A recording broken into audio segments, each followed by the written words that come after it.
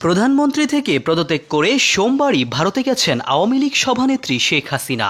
তিনি এখন যুক্তরাজ্যের কাছে রাজনৈতিক আশ্রয় প্রার্থনা করছেন। তবে এখনও ব্রিটিশ সরকার তার আবেদন মঞ্জুর করেনি। তাই যুক্তরাজ্য আশ্রয় না দেওয়া পর্যন্ত ভারতেই থাকবেন শেখ হাসিনা। এনডিটিভির খবর অনুযায়ী সোমবার শেখ হাসিনা সরকারের পতন হয়েছে। ভারতে থাকার বিষয়ে তার সাময়িক অবস্থান অনুমোদন করছে ভারতীয় সরকার।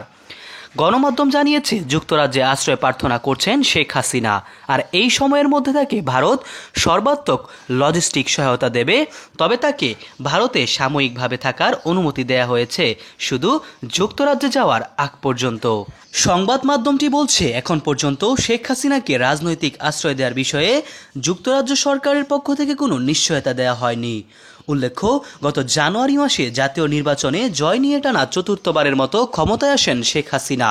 তবে কোটা সংস্কার ঘিরে জুন মাসে শুরু হওয়া ছাত্র বিক্ষোভ জুলাইয়ে শেষ ও আগস্টের দিকে এক ব্যাপক সরকার বিরোধী আন্দোলনে রূপ নিলে মাত্র 7 মাস পরই ক্ষমতা ছাড়তে বাধ্য হয় শেখ হাসিনা সরকার।